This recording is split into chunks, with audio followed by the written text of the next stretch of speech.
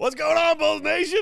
Peck here. We got a live CHGO Bulls postgame coming up for y'all right around the corner. Coby White, career high 44 as the Bulls hold off the Orlando Magic to get the win 125-123. Let's break it down next. What?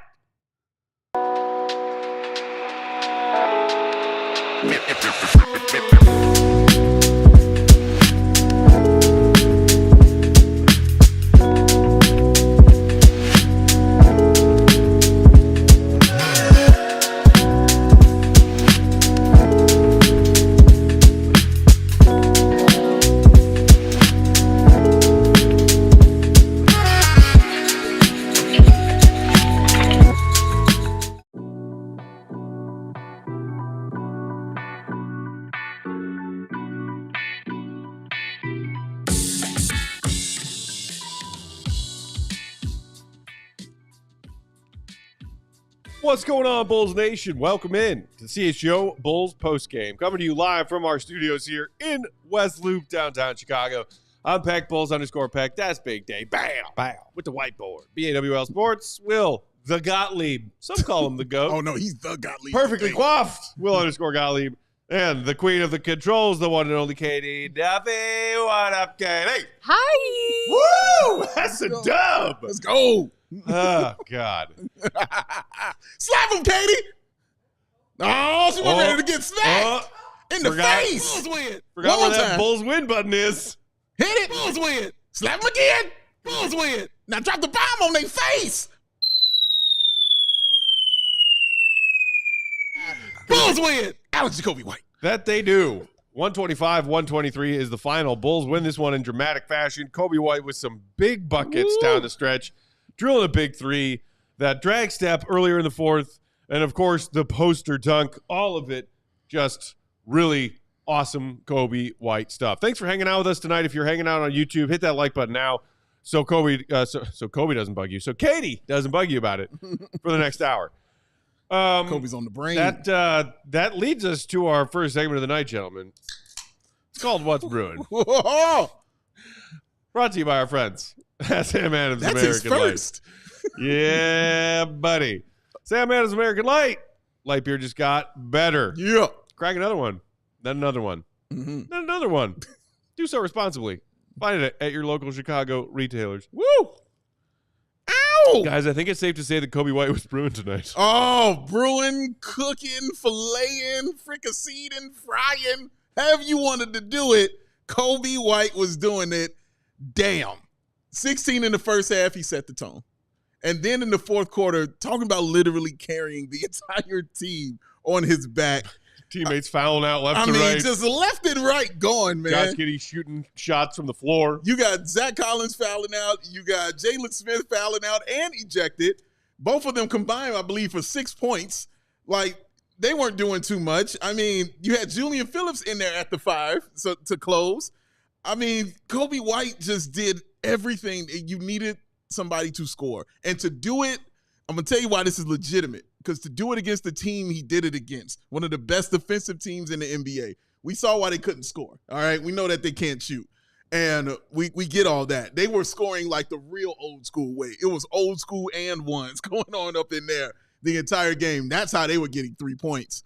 But, man, Coby White would not stop. To score 44 points in 36 minutes is impressive.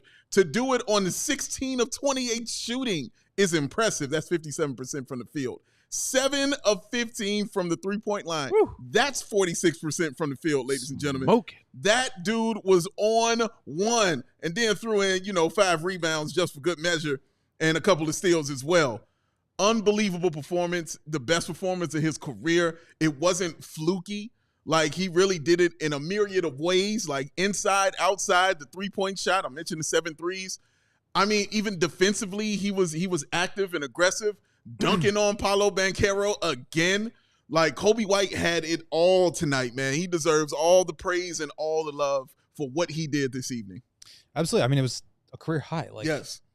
That's one of the best scoring nights of his life. And even with, like, last year, he had obviously the 42-point game against the Hawks in the play-in. Like technically that doesn't count because it's like not in the record Correct. books, whatever. Afterwards, he was like, it counts, and it does. He scored 42 in the play-in. That counts. But now he like legitimately has a new career high, 44 points. He was insane. I mean, 17 points in the fourth quarter. And like you said, I mean, the offense completely stalled out. After Jalen Smith and Zach Collins fouled out, they were down, I think, 7 or 8 points at that point. And so you're playing small, you're running the court, you're trying to get up and down, and you're trying to do something. And the Bulls, I think, did a really good job of basically putting Coby in pick and roll, attacking Wendell Carter Jr. time and time again, putting him on an island, and just toasting him. Like, he got to the rim at will. I believe 16 of 25 from the field, 7 of 15 from 3. He was getting downhill easily, just getting to the free throw line, doing everything that he needed to do. And again, this is a team that was missing a ton of their top scoring options. Obviously, Zach is gone. Vooch has been out. Lonzo wasn't there. And so to get this level from Coby, I mean, what we've wanted to see from all these young guys this year is like, do they have another level? We know Coby's a good player. Can he take it to another gear and become like a franchise caliber player? This is the kind of performance that he needs to do in order to do that. So it's great to see him hit that level. He was outstanding. And they were down late in that game. Like it was a feel good win. I know he didn't get the last shot, and I can bet you he's going to say something about that in post-game locker room. He's going to feel bad that he kind of dribbled it, and Wendell Carter was able to wrap him up and get the jump ball, because I'm sure he wanted that last shot and to really put the dagger in the Magic. But that was an incredible game from him. He deserves all the flowers. That was tremendous. Tremendous. A lot of love for Coby in the comments. Our friend Jason Ashland saying, you can't stop him. You can only hope to contain him. Coby White. Connor saying, I don't care where you fall on the tankathon spectrum. If you can't appreciate that Coby performance, I question your love for the sport. This is why we watch in the first place. Chase National also saying Coby doing his best Allen Iverson impression tonight. Kimberly, that was an impressive performance. Force Within saying, can't hate on the kids going out there and fighting for that win regardless of tank status. Great effort. Shout out also to our guy Anthony, who's at the game down in Orlando tonight, saying beers are flowing, Bulls fans taking over the bar. Let's go. Tell them about CHGO, sir. That's right. Let them know. French Bulls TV for French Bulls fans saying, are you not entertained? Alex Jacoby White, you little dancer. Oh, man. Ooh. Yeah. Right Vince Perez, Coby was Mr. Freeze tonight. Too cold. Some call him Sub-Zero, but sure, let's go with Mr. Freeze. Shout out Arnold Schwarzenegger. Chill. Yeah, a lot of love. A lot of love for Coby in the comment tonight. Deservedly so. That's a special performance. And to Connor's point, pro tanker here. Yeah, I was rolling my eyes as the Bulls won that game. But I wasn't rolling my eyes at Coby. No. Because that was pretty damn impressive. No, that's impressive. And again, as we talked about in pregame, this is theoretically the second best defensive team in the NBA. Yes. You know, we know that they're missing some pieces. Obviously, Suggs going down for the year hurts their perimeter defense.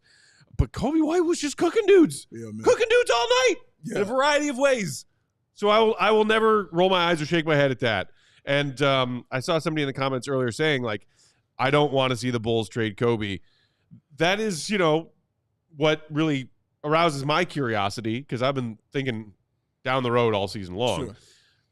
We thought, hey, maybe the Bulls will get some calls on Coby leading up to the deadline. They probably did. He's still here. He is. But we've also been talking about which of these young pieces that AK is excited to have around, young guys that have a lot of experience, are legit in this team's long-term plans and vision for the future. And when Coby has games like this, it's hard to not want to put him on that list. It's very hard. I mean, especially somebody who's been here for as long as he's been here, going through everything kind of with the Bulls through the fire. I mean, mostly been fire. Got their heads above it a little bit, and then, you know, still kind of going through it. But the growth of Coby White is something I've always kind of talked about. Just his ascension into what kind of player he wants to be. Will has continuously said he's a scorer. He's a scorer, dude. This is what he does. Like, we know he wants to get the point guard skills and get those things handled and get those things together, but he consistently would say this man's a scorer. This is one of those nights that kind of relates itself to his point that he's making. And it wasn't just the fact that he's a scorer. It was necessary. Every part of that 44 they needed. And to do it under 40 minutes, to do it under 30 shots is really impressive, man, for a guy that's 6'5" out there going against some real tall dudes out there. Nobody was small out there that was defending up against him. Probably like a Cole Anthony or something. But everybody got a shot against Coby White on the Orlando team. You saw De Silva on him. You saw Anthony on him. You saw Banchero on him. You saw Wagner on him. You saw everybody, Wendell Carter Jr., like everybody got a shot at Coby White, and everybody got cooked, pan-seared, fried, baked, and put to the side. All of them. Like, it was really impressive, man. He did it all in, not in just one way, Will, and I think that's why I'm so impressed with it. I know he hit the 7 threes. I get that. But the mid-range was working for him. The step back was working for him. The drag step that Matt mentioned at the beginning of the show was real vicious and nasty that he was working. The way he found something coming off of those screens, coming around and hitting those screens and just going right down the middle, full-fledged attack and then laying it in. He found something, and he was doing that early in the first and continued to do it throughout the game, man. Like, I can't say enough. I'll say more, but I can't say enough just about how good Coby White was tonight. Yeah, and just to like add on to your point, Coby obviously super talented scorer, but I think I'm just trying to say, like, I'm not trying to take away from any other parts of his game, because I think in a lot of ways that's what opens up the scoring. Sure, when he's as dynamic a driver as he was tonight, that's what opens up the passing, and it's what makes you have to guard him for that. And so now he can put pressure back on you as a scorer. And so his ability to get to the rim tonight was what stood out to me. Obviously, 7 threes is a lot, but like, this was not a game where he just got hot and made some like record number of threes. He was getting downhill. He was putting his head down, making plays, the deceleration stuff, the change of pace, just like the hesitation dribble. He's been so good with that in terms of like kind of a step back, hezzy, and then drive, like put his head back down and get to the rim. So he's just been outstanding. And I know the last, like right when they traded Zach, he had a couple of tough games shooting the ball. And we talked to Billy about what was kind of happening there. And he was saying, like, I mean, look, teams are now loading up on him. He's the number one guy on the scouting report. He's the number one scorer. And so, yeah, of course it's going to be a little bit harder. And so, okay, 3-4 tough shooting nights. Last couple of games, he's been 24 points, 25 points, 26 points. And now this kind of explosion, like, this is the kind of stuff where you're seeing, obviously Kobe's a guy who can get hot and get cold. This is the kind of like growth of sustained improvement that you want to see from a guy who's now jumping into a bigger role. I think that has been lost on me a little bit this year, is just like, yeah, we know Kobe's a good player, and obviously there's different levels to it. Sure. But for him to be able to continue to improve now in a new role where teams are guarding him differently, planning for him differently, understanding what his counters are a little bit differently because he's the number one guy. This is a really impressive, and as you guys mentioned, against one of the best defensive teams in the league. I don't care if they're missing Suggs or not. Like, they've got great rim protection. They're big, and Coby just diced them up. Diced them up. Jam68 in the comments saying, everyone used to say to trade Coby, no way they do. He's the face of the franchise. Doubles. I don't know if he's the face of the franchise. I mean, in a lot of ways, like, in a lot of ways he is, and I think that's another element that we've talked a little bit about, but like, especially post Zach trade, he is the one that's saying, I'll talk to the media after the game, win or lose. He has been taking on that responsibility. He's been the one being a mentor to guys like Modest. Their lockers are close together. Ayo's now down for the year. Like, Coby has really stepped up in ways that obviously you can see tonight on the court, but his leadership on the court, his leadership and his professionalism and the way that he's approaching being the franchise guy, which, I mean, in a lot of ways he is. He's been around the longest. I think he's the best player on the team right now. Like, he's really stepping up to that. And so when you can put an exclamation on it, he is the longest tenured member of the Chicago Bulls. Yeah, and in that respect, and all of the locker room stuff, and clearly he's become a much more vocal leader. In all of those ways, yes, face of the franchise. I was just making a snarky comment about who the front office plans to build his team around. No, but I'm saying, like, Coby is making that point for himself, that it's not, I'm a guy that who is a 12 million, mid-level kind of guy. Like, he is playing like, I mean, he's the best player on the team right now. Like, he is playing at that level. And, regardless of what happens, like, I think he's really ascended post All-Star and lumps included. Great word. For sure. Ascension. Yes. We got to take our first break right there. Coby White was indeed brewing tonight. Grab yourself and your friends some Sam Adams American Lights. Get yourself brewing. Oh, go ahead. Hit the like.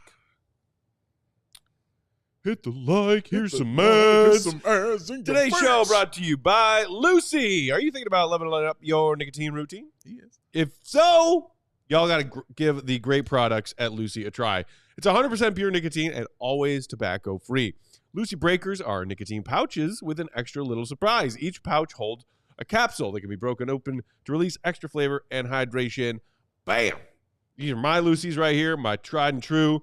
I converted months ago, and I haven't looked back as a former smoker, a nicotine user. This is Apple Ice, my favorite flavor. They come in different varieties of strength as far as the milligrams of nicotine per pouch. You can also get the pouches without the breakers if you don't want plain pouches. They also offer it gum for you old-fashioned folks. Apple Ice is just one of many flavors. Try them all. Espresso, berry citrus is another great one. Here's the best part. You can just sign up for a monthly subscription and get whatever you want, the variety, the flavor, the amount of nicotine, delivered straight to your door. Every month. No more annoying trips to the gas station, to the bodega around the corner.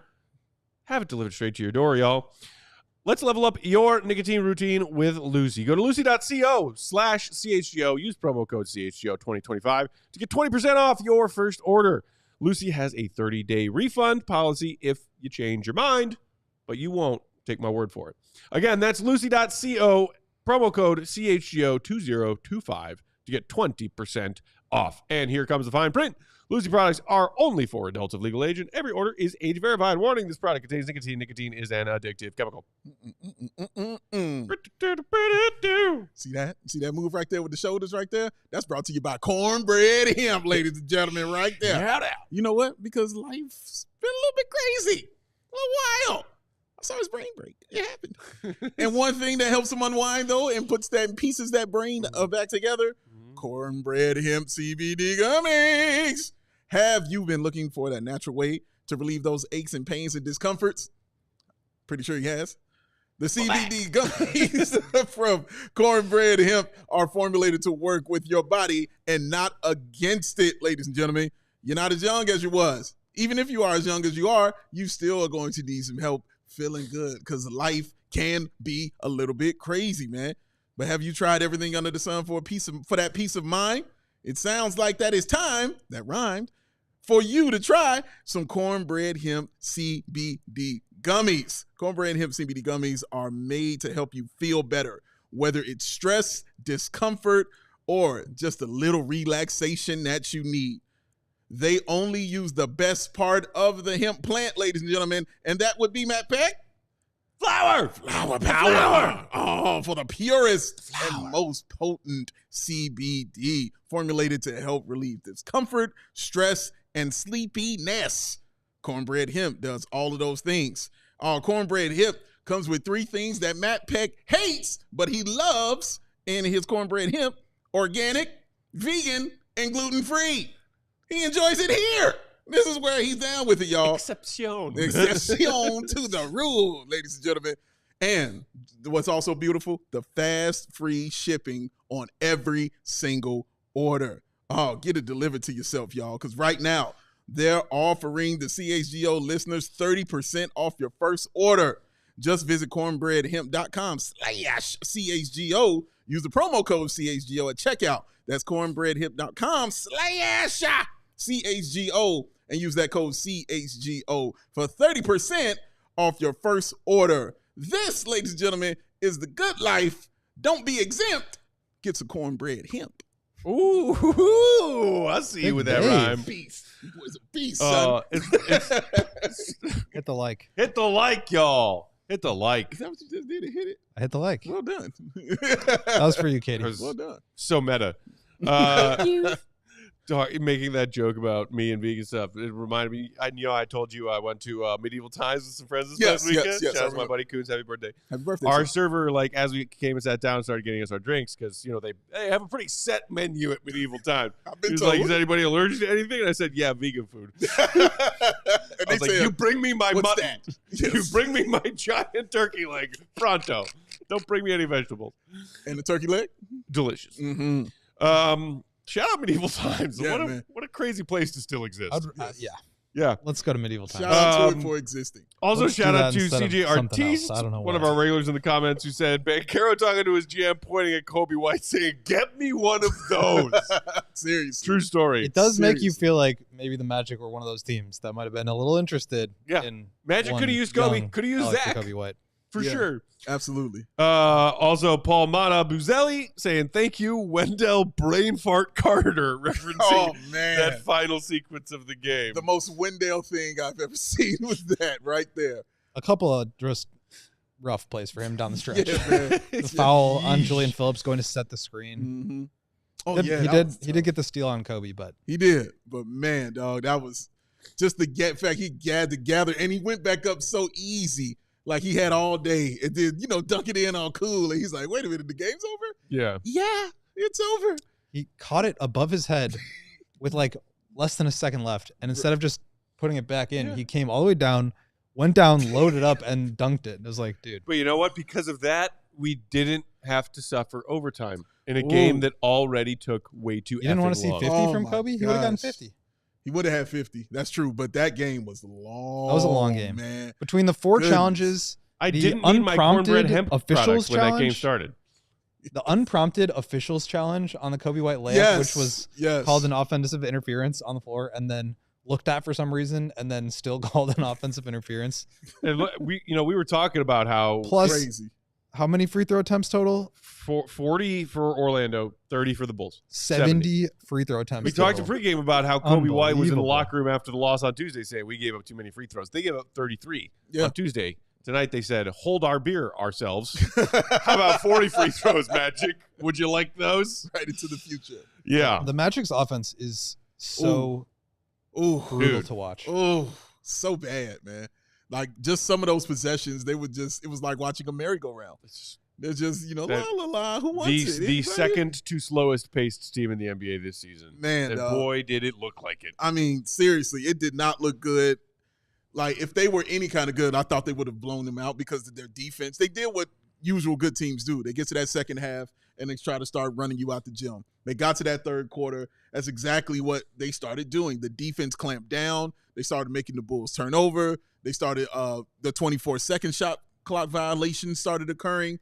Those things started to get tougher. And then they were getting to the bucket and scoring and then getting and ones and doing stuff like that. What they couldn't do was consistently hit 3-point shots because they don't have anybody on their squad that is able to do that. So 9 for 33. Oh, man. 27% from downtown they for didn't Orlando. even hit 10 threes. So, That you know what that screams? Bulls the last 3 years.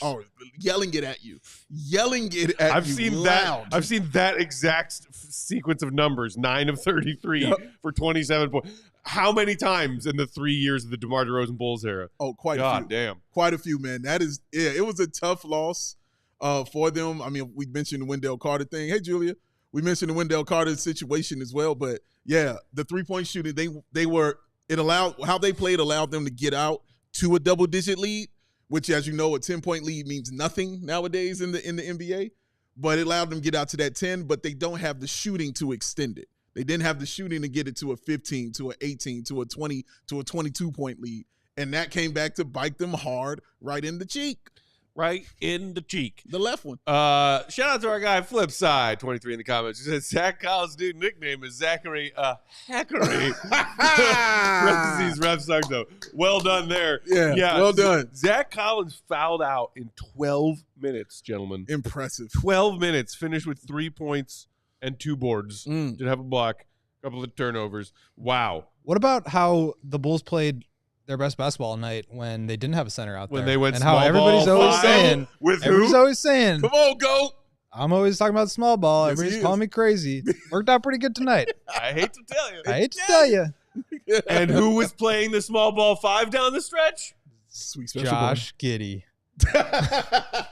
Just kidding. It was modest. I mean, he kind of was. He led the team in Did you rebounding. See Matt's face. He led the team in my rebounding. Oh, yeah. He's the only one boxing out. Why you steal that from him, GOAT? I mean, Well they were done. just going. It's all positionless, okay? No, it was just funny, GOAT. It's It's positionless. all right. It was hilarious. Well done. I'm proud of you. Giddey played great. I thought Giddey's offensive rebounding, especially in the first quarter. Yeah. I mean, No, that Giddey played like, really It well. felt like the Bulls could have just fallen off the cliff really early in that game. Giddey had like 4 offensive rebounds in the first 5 minutes and had one where he got fouled and obviously didn't get credit for it. So 5 possessions where the Bulls got second chance points because of Giddey's aggression. Yeah. He continues to be really good in transition, getting the ball up ahead quickly, and just attacking the paint. Like that was the one, not like knock I had on him, but just like the concern that I had about his ability to create offense stemmed from the fact that I didn't really trust his ability to get all the way to the rim. And he has done such a good job of that over the past however many games here since he's really taken over as like the primary point guard, of just getting all the way to the basket. He's obviously gotten that spin move a couple times where it's like, you know, one or two times every other game where he just like crosses it over, pulls it back, and then finishes the layup. You know, he's hit a couple of the floaters, but a lot of times it's going all the way to the basket and 8 free throw attempts. He's been really good at that. And so you got to credit him there because, again, I was talking about with Coby, that's what's opening up the passing lanes. 9 assists, 19 points, 13 rebounds for him, creating offense, getting up ahead, and just making plays. And it's hard to do that when the defense isn't worried about you. And so by getting downhill and getting to the rim, he's forcing the defense to be worried about him. And that's where he can put his other strengths into the game. So credit for him the way he played tonight, obviously, but really this stretch has been really impressive. I do think he's taken a step forward as well. Yeah, attack. That's Josh Giddey. And you mentioned he did it from the onset. Like he was offensive rebounding from the beginning of the first quarter. I believe he had 5 rebounds in the first quarter alone. It's like his superpower is rebounding. It's for me, it's not the facilitation. It's not the ability to attack and get to the bucket like I just mentioned. For me, it's the rebounding because that shows that his motor, shout out Will Perdue, it shows that his motor is always on and he is aggressive and he's not afraid of the contact, man.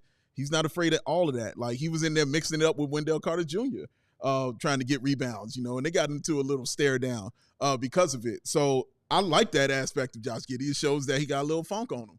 And that means that, yo, man, I ain't scared of none of y'all. I'm going to go in here and I'm going to try to win this game for my team. And the other key thing is when he's getting those offensive rebounds, because somebody in the comments mentioned this, because it was something I had talked about. I wanted to see, can Giddey play with a guy like Coby White? Can they play together? What it does when he get those offensive rebounds, it sets up a guy like Coby White because he will spot up and knock that three-pointer down. Again, with a guy like Kevin Huerter, same way. He will spot up and knock that three-pointer down. So when he's getting those rebounds on the offensive end, and whether he kicks it out to those guys or whether he kicks it to Buzelis and is swung to those guys, it is starting a new offense immediately as soon as he gets that offensive rebounding. And, yeah, it's doing where it worked well for the Bulls definitely tonight, especially when he gets the defensive rebound. He's out on the break. He's gone. He's attacking. When he gets the ball inbounds, he's gone. He's attacking. Like, that is always his mindset in this game, man. And, yeah, like, I really think the rebounding is his superpower, more so than the assist and the facilitation, more so than him figuring out how to score even without a shot. I feel the offensive rebounding is what he truly, truly does well, and everything else kind of revolves around that on his game. Yeah. You don't want to say nothing about Giddey, do you? No, I mean, you got to give it to him. He's been playing great, well. and I do think he's answering some of the questions that I have about him. Sure. He's not like, but I'm sorry. What I just heard is an unathletic guard's superpower is his rebounding. That's his rebound. And people want me to be excited about this dude. I'm sorry. Mm-hmm. I didn't ask you to be excited. I just said give it to him. He had a good game. He had a good game. That's all I'm talking about. Forget them right now. Like, love y'all, but forget y'all for a second. I'm just talking about this game. Like, he really did play well. Like, I had a friend who hasn't hit me up about the Bulls in weeks because he hates what the Bulls are doing. But the first thing he sent me was, dude, Giddey hooping. That was literally the first quote. Like, is watching that. And we talked about that and the rebounding and what he's doing. So, yeah, for this game, you got to give it to him, man. Like, he played really well. And I really stand by that. I feel like that's his superpower. I'm not trying to get you excited or on board with him and say he's the future or anything like that. But he's showing that's one of the things he really does well. Okay. Oh, I thought Katie wanted to chime in, but she's just telling us. She said, no, I don't want none of that. Excuse me, no. But like before we go to break, Sure. You know, I mentioned the Collins fouled out. I did not want to shortchange Jalen Smith, who also fouled out. He did. It took him longer. He played 26 minutes off the bench to Collins' 12 as a starter. But like a special or special shout out to Jalen Smith because he did not leave the court particularly peacefully. He did not. He had some words. He got that 6th foul, and then he got a tech, and then he basically had to be shoved down the tunnel 2 people. by a couple of the Bulls assistant on their staff. Mm-hmm. And it was just screaming Joakim in Sacramento to me the whole time. I was like, he wasn't like pointing at guys aggressively, like, I'm going to kill you, like Joakim was. Yeah. But I wanted him to boil over like that. I love when you're in my brain. That's exactly what I thought. Because it was like, it was close. It was close to that Scarface from Half Baked moment. Yes. If you, I'm out. It's exactly my same thought. I had the same thought. Good. All right. So shout out to the Bulls front court for fouling out tonight so we can see small ball Modest at the 5. Thanks for doing it for GOAT. We're going to take a couple more ad breaks here. Then we'll come back and talk more about tonight's game and joined by his guest, maybe. Hit the like button.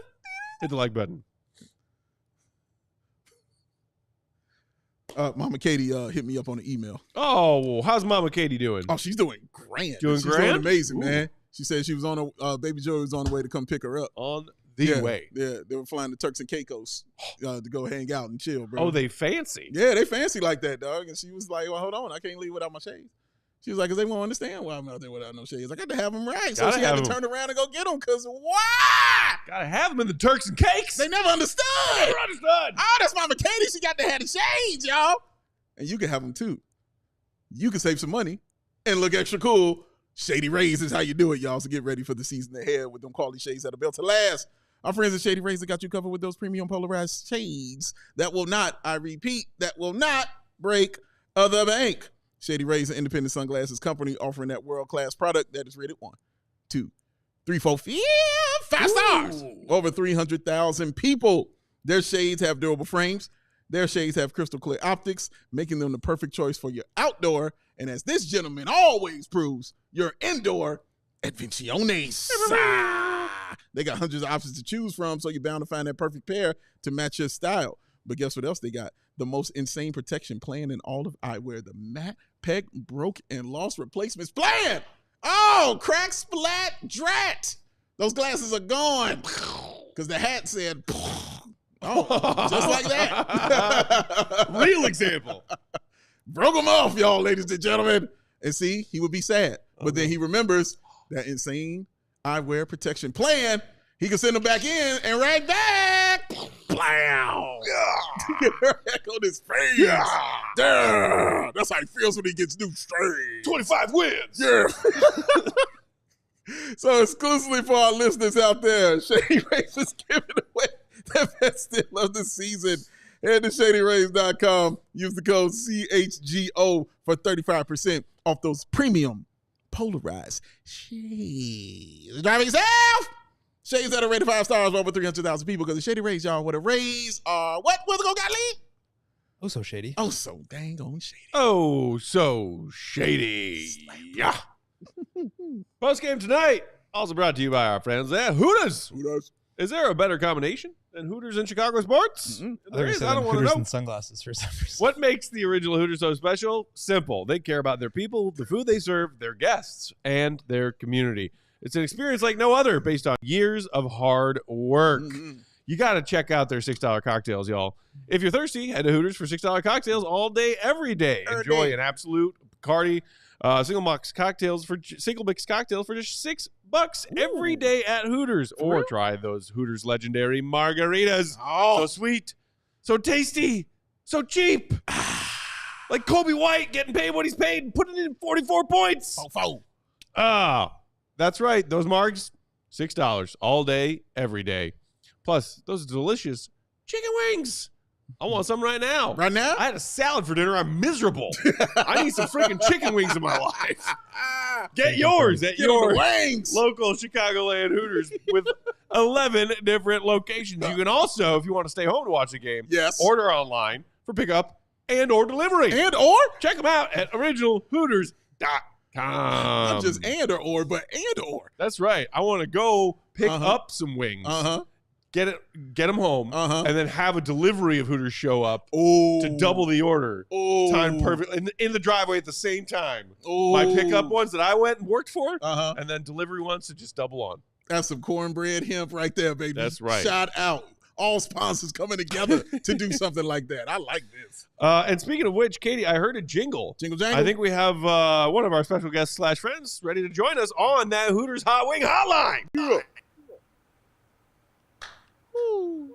Come on, Hooters Hot Wing Hotline. There it is. It's our guy, Marc Stein, y'all. Hey. Surprise guest. Our guy, contributor over there, DLLS Mavs. Also that great Substack that he does with Jake Fisher. Subscribe to that, The Stein Line. You can follow him on The Stein Line.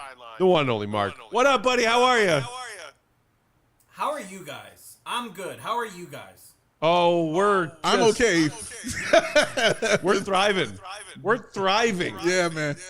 It's a tough one over here, but Coby White went crazy. Coby White had 44 points, had a really big game for the Bulls, so we're celebrating that. But I think we'd be lying if we were happy with the victory that they got, especially with Wendell Carter not putting the ball back in. But Coby White balled out, and we can't take that away from him, man. He's been great, and it kind of leads into a question I have for you about Coby White, because I've never really asked you about Coby White and your feelings on him as a player, man. So just watching Coby, what do you think about Coby and what he does on the court? I am an unabashed Coby White fan. I think part of it was last season I was doing occasional pre- and post-game TV for Pelicans broadcasts, which at the time were actually originating in Dallas. They were done in a studio in Dallas, even though they were. Okay. Hold on a second. Hang on a second. Hold on a second. We having problems. Technical like difficulties. we're not able to. Sound's not coming through, and the people can't hear you. But I don't think your mic is plugged in or something like that.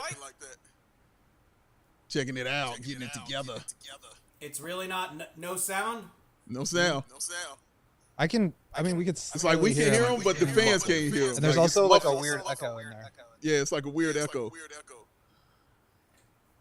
Like we hear it, but Worst case scenario, you can try logging out and logging back in. Let me try. I'm gonna switch mics and call you guys right back. Okay, all right, perfect. Sound like a plan.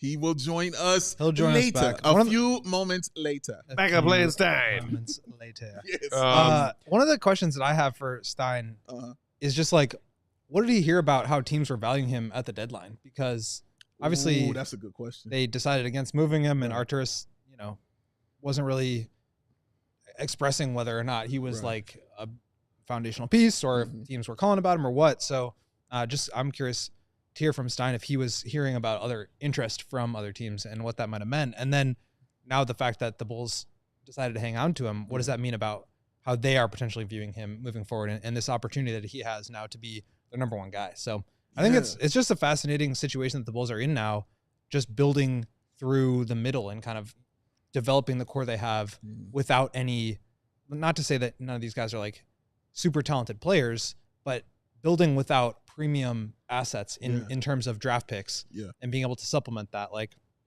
drafting 10, drafting 15, drafting 8. That's not where you're getting your stars for the most part. You can, but it's a rare thing. And so you've got some really good pieces, and I'm just curious, like, how do you build from there? I think that's the new question for me long term, because obviously, like, the tank is not happening this year, but it's also like that's just not going to be the approach that this team takes. If they're not going to do it now, they're just not going to do it. No, you're right. Chase Nash in the comments saying, I love Coby White to death, but his inconsistent play when he has those nights where he can't make a shot drives me crazy. Heath saying White's only averaging 18 points. Come on now, y'all. Look, I mean, nobody's saying that Kobe's been some rock star, all-star all season long. It's just that every once in a while he has these games where he reminds us he is capable from time to time of doing that. 44 is 44, man. All right, let's see if we can try this again on that Hooters Hot Wing Hotline. Marc Stein, what up? Talk to us. I've gone to a different mic. Did that work? Yeah, Much better. All right. The dulcet tones are back. So you had started to answer, and we were singing Kobe's praises some more while you dropped out and came back. What do you make of a 44-point night from him, and what do you make of him in this team's long-term plans?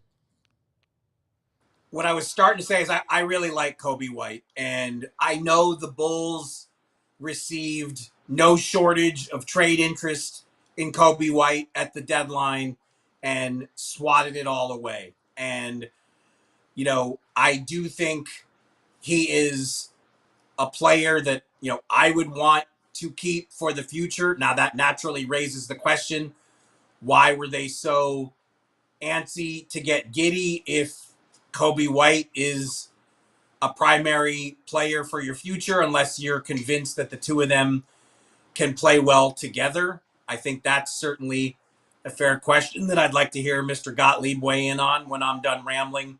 But I was a Coby White fan long before nights like tonight. I think last season, I mean, he really came on so much. When the long-winded tale I was starting to share with you guys was last season I was doing pre and post game occasionally on Pelicans broadcasts that were originating out of Dallas. And I happened to have the Bulls one night when I think Coby made 8 threes that night early last season. He just went nuts against the Pelicans, and it was one of his early breakout games. And I think he's developing nicely. And I mean, you guys tell me. I mean, don't you want to see Coby White stick around as a Bull? I mean, it's a tough question. I think the fit with Giddey is obviously a big one. As you were just logging out and logging back in here, we were discussing how much or what does you're talking about the team rebuffing offers for him? Like, how much does that say about how they value him? And obviously he's on a really good contract here this year and next year. That will come up the following season. And then how do you value him? And I think that's been a big talking point with regards to Josh Giddey this year, but it's the same for Ayo Dosunmu, who just went down for the season with a shoulder surgery, and Coby White next year. So the Bulls have a lot of questions to ask, but like in terms of his fit with Giddey, to me, and Stacey was talking about this a ton tonight, it's like, it's not so much he's the point guard or the shooting guard. It's like the Bulls want multiple ball handlers out there. They want multiple guys that can create shots, create offense, and attack off of other people's drives. And so that's, I think, where Coby's at his best when he's playing. Obviously, he has those guard skills to be a primary, but he, I think, does best when he's playing next to other primary type ball handlers. And so I think they can be a good fit. To add to that point, I do think in the modern NBA, you do see more and more teams that like that approach. They want multiple ball handlers on the floor. I've seen it here in Dallas. That I remember the Mavericks, the first time they went to the conference finals, Jason Kidd's first season, one of the things they really had going for them was you had Luka, you had Jalen Brunson, a future all-star who was very good playing off of Luka.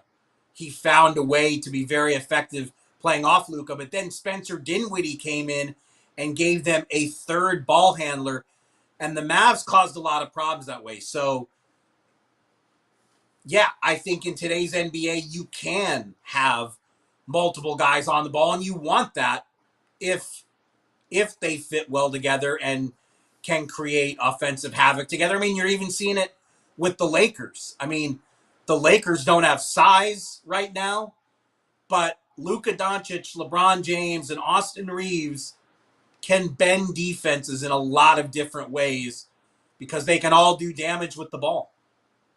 Yeah, I think that's a good point. And I think it's for the Bulls now about how do you find the right pieces to fit around them? And if Lonzo and Coby are going to be here, Lonzo and Ayo are going to be there in addition to Coby and Giddey, that's 4 guards, and you can play 3 of them together. Obviously 4 is a bit of a stretch, but it's like, where's the front court defensive versatility? Where is the stretch 5 in that long term? Obviously we know Vooch and Jalen Smith can do that, but like, where are those foundational pieces?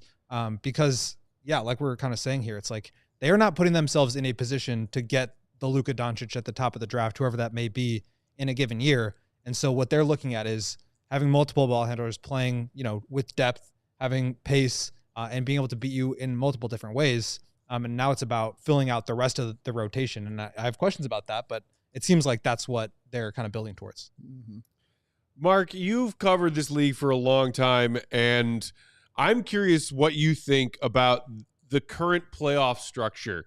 Because one of our regulars just said, who's more miserable right now, Bulls fans or Mavs fans? And, your crew at DLLS obviously going through it, a brutal year, trading away a beloved franchise player and superstar. AD goes down halfway into his first game. Then Kyrie. I mean, when it rains, it pours. And there's Dallas sitting in the 10th seed in the West. but they do have an above 500 record as a 10th seed. Meanwhile, over here in the East, Bulls fans are looking at tonight's scores like, oh, Sixers lost, Brooklyn lost. The Bulls increased their stranglehold on the 10th seed as a team that's beyond a dozen games under 500. Do you like the play-in as a concept to like keep teams from tanking and incentivize, hey, you can get into the playoffs from 9 or 10? Because some of us over here are going crazy and hate it and don't love the fact that the Bulls are stuck in the 10th seed right now. No, I actually do like it. I've been a vocal critic of the in-season tournament, and the new all-star format didn't do it for me either. There's a lot of things that I don't like, and I'm prone to shout at as the old man who misses the 80s or the 90s or whatever. But I actually do like the play-in tournament. I think that has been a good addition. Now, the Bulls, it is a very unique case. I mean, your guys, your team, death, taxes, and the Bulls in the 10th seed in the East. It's like nothing can bump the Bulls out of the number 10 slot, which I did not see it lasting this long. I cannot believe that we're in March and the Bulls have not moved an inch out of 10. Like it is truly, like, I really thought that Philly, with all of the Embiid issues and all the other issues that they've had, I never really imagined that the Sixers could not finish in the top 10, but like they clearly are now playing for draft position and trying to keep that top 6 protected pick. So, I mean, I really did expect this season's East to be good 1 to 8, and I was wrong. You know, I think 1 to 5, the East is still pretty good. Now, Orlando's, and you guys saw it firsthand tonight. I mean, the fact that Orlando has Banchero and Wagner back and are playing worse than they were when they were missing one or both of them. Now, they don't have Suggs either, and those guys only played 6 games together all season. But with the defense Orlando plays, their recent struggles are also somewhat mind-boggling. I thought Orlando would be in that group of, you know, at least 8 teams in the East that were good, and we just ain't seeing it. I mean, you know, Cleveland and Boston are in a category separate from everyone. You've got the Knicks chasing. I still give Milwaukee a puncher's chance, and Indiana has looked much better since December on. But yeah, this East is, you guys are earning your checks. talking about the Bulls. That's very well said, Mark. That's very well said. The Intractables stuck at number 10. Like, man. The only time I've seen Mark laugh on the show is when he's laughing about the Bulls at the 10th. It's like, oh man. Sometimes we're calling it the Jerry Reinsdorf 9-10 play-in game. But I do like the general concept of it, that, you know, top 6, you know, because theoretically the 6th seed is so much more valuable than it ever was. That theoretically does give it gives more teams an incentive to play harder in the regular season to try to get in the top 6 and avoid the play-in and a potential nightmare of, you know, losing a game on an off night and missing the playoffs completely. Yeah, in the West, it makes sense this year. Mm-hmm. All of those teams that are fighting in that 9, 10, 11, 12 range, big name stars on these teams, some of whom are going to miss the playoffs entirely, including the play-in. Those teams are like exciting and, you know, worth tuning in to see, hey, which one of these teams can steal a play-in spot, make the playoffs potentially, and then have a good playoff series against one of the top 6 teams. Like that version of the play-in tournament concept I get. In the East right now, it's broken and dumb. Well, yeah, right now, I think is the point that I'm saying to you there. Yes, right now, I feel you. That doesn't mean forever. And we sat and we watched Miami Heat do it from the play-in and get themselves to a finals also through that play-in tournament. So it works. The East has always been not on the tier of the West, even if you want to go back to the 80s. You know what I'm saying? And back in that time, the East was always number 8 seed, was never really record-wise that kind of thing. Even like the Bulls in 80. Yeah, when Mike was there running it, they records weren't 500 or anything like that. But, I mean,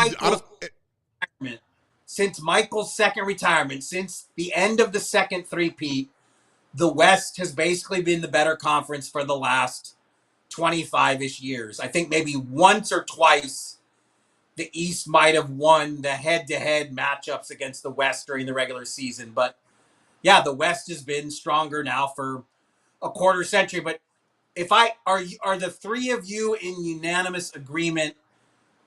What do you want the Bulls to do for these last 16, 18 games? Like, what is, if the power is in the hands of the CHGO squad, what do we see these next 3-4 weeks? 19 straight losses, because this team needs a foundational piece. And like we were talking about, they have some good players, right? Like Giddey has been really impressive.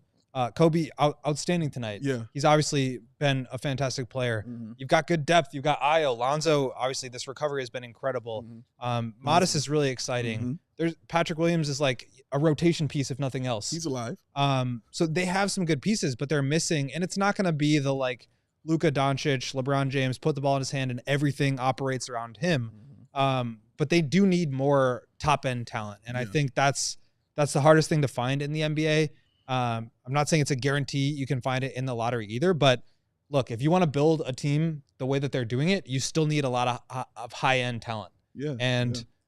With each win, yes, you're getting something. You're getting them playing towards something. You're getting these games from Coby, but you're making it harder for yourself to get that franchise caliber player. And so you're basically banking on somebody on the roster that you already have being that guy, or doing it in trades. And I think it's probably a safer bet, even though it's no guarantee, to attack that through the draft. Like you're having and you're grooming great backup singers and great backup dancers, but you still don't have the star to be in front of the microphone. And trying to build it how the Bulls are doing it from the middle, whether it's through the lottery or through their team or through their trades, it just doesn't seem like it's going to get you there to that top tier talent that Will is talking about here. So, yeah, I don't. 19 straight for a bottom line. Yeah, I would love to see. And even that, honestly, probably wouldn't be enough at this point. I think they are locked into 10 no matter what happens. Yeah, I was rooting for L's starting on October 23rd, Stein. They're at this closer to the Orlando Magic, who are now in 9th, than to the Brooklyn Nets, who are in 11th. So you know, the tank got screwed, but at least maybe evaluate some of the intriguing pieces you have down the remaining stretch of games. That's got to be the other goal. And I did want to get your thoughts before we let you go, Stein. You know, we got a lot of guards here in Chicago. It's a problem, but we saw a pretty efficient night from Tre Jones, you know, one of the arrivals in the LaVine trade. For an undersized guard, he's been showing some spirited defense and, you know, an efficient 20 points tonight. He's on an expiring deal. You know, you've probably gotten a chance to see him play a handful of times over his, you know, his years in the league. What do you make of Tre Jones? I mean, look, the fact that anyone, you know, they're getting contributions from the trade guys. And remember, when they first got there, the question was, would they even be sticking around, or would they be rerouted in secondary moves? So, you know, I don't think, you know, it's certainly not a bad thing to get some production from the players that came in the LaVine trade, just to increase your optionality for the offseason, because my gut is the phone will keep ringing and the Bulls are not going to keep all of these guards. Presumably they will trade someone in this group for better roster balance. Like I said, from my seat, I wouldn't want it to be Coby White.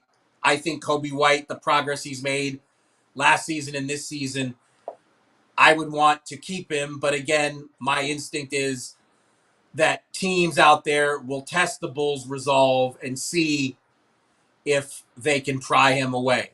And we'll just have to see how committed they are to keeping him, or maybe the offers get so good that they have to do it. And as we know, first-round picks have been very hard to come by in recent trades executed by the Bulls of Chicago. So if the offer gets appealing enough, I guess we'll see. Those first-round picks are appealing to the Chicago Bulls, but we'll see. Well, they got their first-round pick back so that they can trade it again, Goat. That's got to be the plan, right? Mark, we appreciate you stopping by, buddy. Bulls Nation, if you want to feel better about your lot in life, tune into DLLS Mavs. They're doing a great job covering that sinking ship over there. And, of course, subscribe to that Substack, the Stein Line. Marc Stein and Jake Fisher do a tremendous job reporting across the entire NBA there. Follow him at the Stein Line. Mark, always a pleasure. Look forward to talking to you again soon, bud. Mark. All right, guys, be good. Talk soon. Goon of the Hey, night. Stein. Oh, wait. We got to get his Goon of the Night. Oh, What? I forgot to ask for his Goon of the Night. Yeah. I'll text him. Text him and tell him to give us his nominee for Goon of the Night. you know what? While you're texting them, Katie, raise that hand as high as you possibly can. Bring it down way low and swing it across their face and smack on Katie in the face hard. Ah. To be the man, you gotta beat the man now. I'm the man. Woo! Empire Today presents Goon of the Night because all they do is floors, no matter what. 588 to 300. Go! Empire Today. Yeah. Caught me off guard with that one. Sorry. I know. That's the point. I was writing on the whiteboard and also singing. He's also doing it all. First time I've Singing. ever done that combination. Oh, of things. just tell them how dope you are, sir, is what you're doing. Shout out to you, Go. Well, here it is. The Goon of the Night belt. We give these out when the Chicago Bulls win. You guys know how this works. Let us go around the horn. Shout out. Hey. We're going to start with Katie Duffy today. Katie Duffy! Goon of the Night. Hello. Whoa. It's Jalen Smith Explain. for doing his best Joakim Noah impression. He wasn't playing, like terribly before that. It wasn't great, but it wasn't terrible. But he hung on longer than Zach Collins, and when he did foul out, he was loud about it. He put what I assume was a really rude fan in their place, which I appreciate. And yeah, anytime I can get a little glimpse of Joakim Noah in someone, I will take it. So Jalen Smith, you are my Goon of the Night. All Katie's speaking my language. There's one Katie Duffy. Well, then you continue that language that she's speaking, Matthew Peck. Goon of the Night. Hit him in the face, man. Diabolical. See how I do it. Look, you got to give Coby White the front runner's position here. I mean, career high 44. That absolute facial he had. Oh. It was incredible stuff from Coby. And you always, when he goes off like that, you also get the emoting Coby. After that dunk, man, he was primal screaming. Oh, my goodness. Y'all know me. Joakim Noah, favorite player ever. Yeah. I love a good primal scream, y'all. Yeah, he's about that. But I'm actually giving my official Goon of the Night vote to our friend Patrick Norton, who was hanging out with us all night tonight. Y'all may know him as the guy who's writing those CHGO newsletters who show up in your mailbox every morning. Also, great contributor on that Bears beat for CHGO Bears. He was holding it down for us at the Bulls trade deadline press conference while Goat was out of town. He's a man who wears many hats around here. Tons. And he just was here, still at the office late, maybe working on something. I don't know. But just sat down and watched the game with the three of us. Anytime that dude opens his mouth, I'm like, what is about to come out of here? That dude is wild. But you know what? Wow. For For game 63, and no offense to all of you whose company I truly, truly love. That was a wild card. Pat being here tonight was a wild card, and I freaking loved it. It was a wild card. We're going to get Pat some therapy. It was a wild card. Better As help. opposed to treating us watching the Bulls together bro. as his therapy. That's not how it should go. It's not Better how it help. should We are taking sponsors. go. Yes. Shout out I've to got a you. couple of nominees. Come on if with you it, don't Go. mind. Come on with it, Number one Mhm. nominee. I'm going to go with Zach Collins. Okay. Combined 3 points, 2 rebounds, 1 block. That's 6. matches his 6 total fouls, which he accumulated in 12 minutes. Impressive. So that's Tack the 2 turnovers onto the 6 fouls. That's 8-6. That's 1 vote for him. I will give another vote to Josh Giddey for shooting from his bottom on the floor underneath the basket. After doing what? His patented mood of dribbling until he runs out of sitting space. down and shooting. And falling down. I will say this. I did that move in 1st grade, and I made it. So that's a flex. But did you do it at your Windy City Bulls tryout? Not at my Windy City Bulls tryout, unfortunately. But I did make it in 1st grade. That's what they're looking for, Dave. It would have been on the squad. It was the highlight of my basketball playing career. Get out of here, but, Archie. So those are my 2 nominations. But the winner is obviously Coby White. Career high, the stuff on Banchero. Just incredible game from him. I've already said everything I need to say about him at the start of the show, so I won't rehash it. But when you get a career high like that, you are the goon of the night. Or are you? Oh, I also have Marc Stein's vote. Oh, yes? Oh, yes. Marc Stein concurs with me. Coby, narrowly, he says, over Big Dave. Love that. Shout out Marc Stein, man. Somebody in the comments is trying to make a late run at Goon of the Night because they just asked us what the Bulls championship odds are right now. You kidding me? We got some super chats. Get them in, folks. Why y'all upsetting Peck? Like, look at him.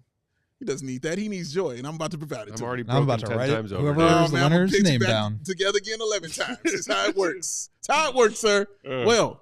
This awesome, wonderful thing right here is the Goon of the Night belt, as you can see, brought to you by Empire Today.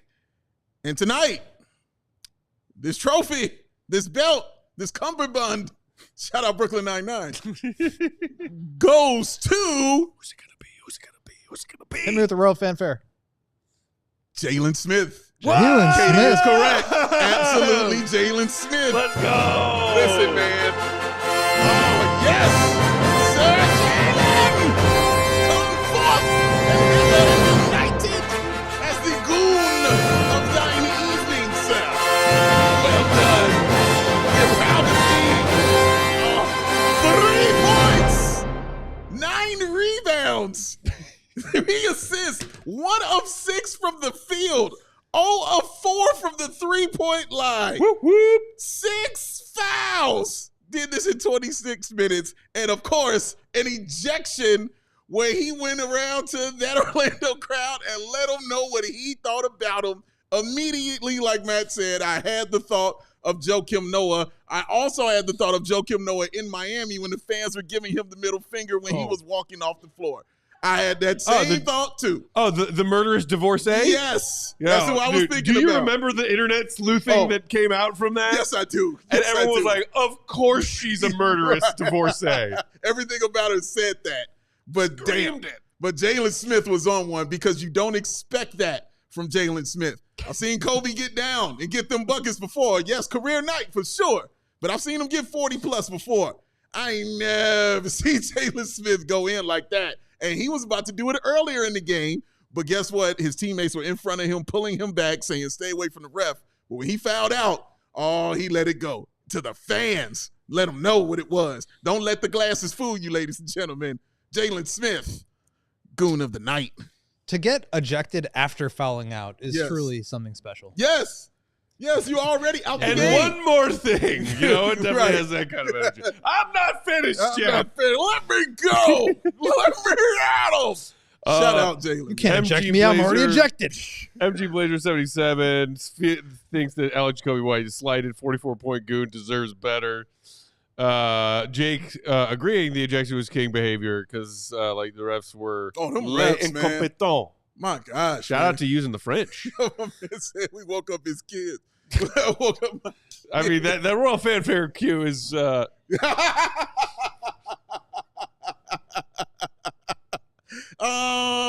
Katie. Katie coming in with Katie a late has been in full effect Katie all coming in with a night. late Goon nomination of herself. She's been bullying Katie all night, man. I'm really glad the mic was off because I didn't check beforehand. Oh, bully Katie is a delight, ladies and gentlemen. Truly. Well, Yeah. congratulations to Jalen Yeah, Smith. congratulations to him, Great man. stuff. He deserved it. Great stuff. He earned that. But again, not taking Goon of the Night doesn't always go to the best players. I tell you all the time, man. That's not what it's about. I do think I made a strong case for both Zach Collins. Not saying you and Giddey. didn't. I'm just Not saying. you I just didn't, want but to reiterate. Last time you won, I went with your suggestion. I appreciated that. I was with you, bro. I got Did you. you? Oh, you went with Billy? Yeah, I did. Hell yeah. I went with Billy, man. He tied up with Billy, Io, and General Steve. Love it. It's a trifecta of winners, but Shout out to you, sir. Jalen Smith. Yeah. Empire Yay, Today Smith, Goon Jalen tonight. Smith. Jalen Smith, sir. Put it on camera. Put it up, put it up, put it up. There it is. Yeah. Oh, Goon of the night. I'm gonna get you a better marker by I'm gonna by Tilt it. Saturday. Just This is angle my it so only- the glare's not there. My only opportunity to block myself while in ISO camp.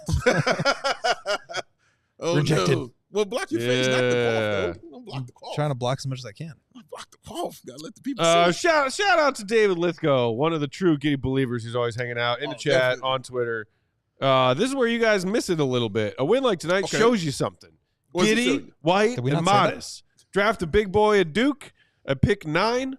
9. He ain't falling to 9. If you're talking about Mawa. And also, the Bulls are going to be drafting at 15. and my bring friend. in the best star, and you have a squad. Oh, well, just bring in the best star in the league and add it to this, and then we got a squad. Yeah. If you are not going to take the bring in the best star part for granted, Yeah. and it's still, okay, Giddey, Coby, Modest, and somewhere a draft 8, 9, maybe 15, if you don't get lucky and jump to the top 4, you got a squad that can get you to the play-in tournament at around 500 instead of 15 games under 500 and still going to the play-in tournament. Yeah. Don't talk to me about a championship squad if that's the squad you're referring to. Yeah, no. No. Shouldn't be having that discussion. I choose to live in reality. Superstars win chips. You shouldn't. Like We say. don't have ours. I'd like to find one in the draft. Shout out to the super chat people. Javen Terry saying I give up on dreaming about a top 5 pick. I'm getting right there with you, David. We have too That's many been talented long players gone. to take. Take us to the playoffs, Coby. I don't care anymore. Yo. And that's where you lost me. Shout out to our guy Lars with the super chat saying, "Wow, bro, that's so love, Coby. That's so Coby, that's so love, bro. And you're damn right, Dave. Coby cooked the whole Magic Mouseketeer squad." Shout out to our friend Kimberly with the super chat saying, "Great game tonight. Sending some positive vibes to Io. Hopefully, surgery yesterday was successful. Yes. He can get to the Big Ten and NCAA tournament games. ILL." Yeah, we did mention in pregame, according to Joe Callie's tweet, according to Billy Donovan, pregame today, Io did have the surgery yesterday. Went well. Yeah. So It's always good news. positive wishes to Io. Absolutely. Bulls medical staff. You fired. Agente Miguel Escarn with a super chat. Oh, Bulls stank. are going to celebrate locking up that 10th seed for the play-in more than Jaggy Moon at Flint's 4th place. We're 25 and 38. ... I'm dead inside. Peck, that's you? Same. Okay. Same, all right. same. Yeah, man. You're tapping into the vibes. Tap it into the vibes. But yeah, by all means, go and live it up, on your off night in Florida. Celebrate that 25th win of the season. Shout out our guy Kaylin, who's in the chat as well, man. Damn you, Coby White. I hate that I love you so much. You can do no wrong. Yeah. Except maybe tonight's game. Oh, shout out to our guy James Knight, who said, "Why are you always negative, Peck? Because I'm a Bulls fan who chooses to live in reality as much as it hurts." No, that's just Matt. But yes, I tell there's you truth what, in what he's saying. Yes. I take my first step out of this environment where what I am is a disgruntled Bulls fan. Mm-hmm. The rest of my life is roses, y'all. I'm just glad to see Ant-Man Mellow Hallie Mitchell Hero Hey, back in the hey, chat. hey, Gallo, Mitchell, hero. My God. all the cool Hey, man, people Miller, are out Holly, tonight. Mitchell, hero. Let's go. Oh, Did the you guys club bet is money or packed. push-ups? What? I like how Cassandra says that's your superpower is being negative. That's it. Damn right. That's right. Everybody needs a superpower. He's always angry. That's the superpower. It's my secret. Always. He comes in. We're going to get out of here on that note. Bulls are off tomorrow, thank God, as are we. They are back in action, taking on the Miami Heat on Saturday. In the meantime, go give our guy the Stein line and his Substack a follow. Check out DLLS Mavs if you want to feel better about your life as a Bulls fan. Read GOAT stuff, allchgo.com. Follow him, Will the Gottlieb. Will _ Gottlieb is his handle. I want to change it to Will the Gottlieb. Big day. Should. Bow. BNWL Sports. I'm Bulls _ Peck. Always negative. We are CHGO _ Bulls. Shout out to the one and only queen of the controls, Katie Duffy. Hit the like, bro. like Goat just told you to do on your way out. Appreciate the super chats. Appreciate the regular chats. Appreciate all of you for tuning in tonight and always. Much love, Bulls Nation. Yo, Have a great start to your weekend. Talk to you Saturday. See you, Red. Be good. Roy Ayers, man. Rest in love. Rest well. We all silly like the mayor.